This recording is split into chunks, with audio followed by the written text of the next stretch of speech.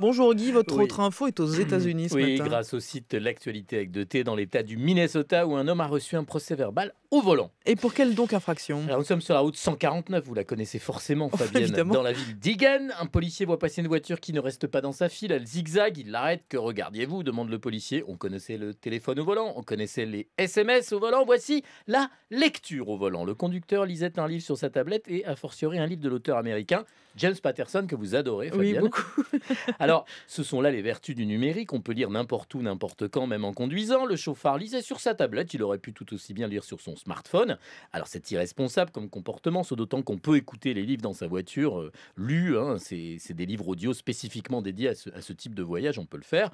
En tout cas, dans le reportage que consacre la chaîne Fox 9, on découvre un truc incroyable, c'est le nombre d'occurrences quand on saisit les termes reading while driving, lisant pendant que l'on conduit, dans le moteur du site de vidéo YouTube. On tombe sur de très nombreuses vidéos de conducteurs qui lisent. Alors, si on est honnête, on remarque que quand même pas mal de ces vidéos datent d'avant les tablettes. Par exemple, il y a une vidéo intitulée Man Driving 75 mph while reading novel, c'est-à-dire un homme roulant à 120 km/h pendant qu'il lit un bouquin.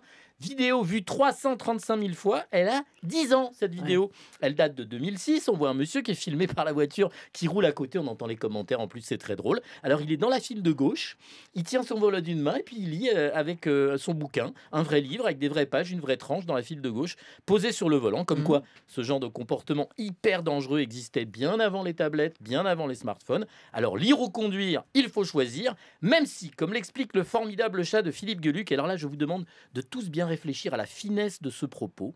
Il y a des choses qu'on a parfois peine à croire. Le type qui a inventé le code de la route n'avait même pas son permis. Et si ça se trouve, il savait pas lire. Exactement. Du coup, il y a des choses auxquelles il n'a pas pensé. Guy Virenbaum, merci beaucoup. À demain, il est 6h29.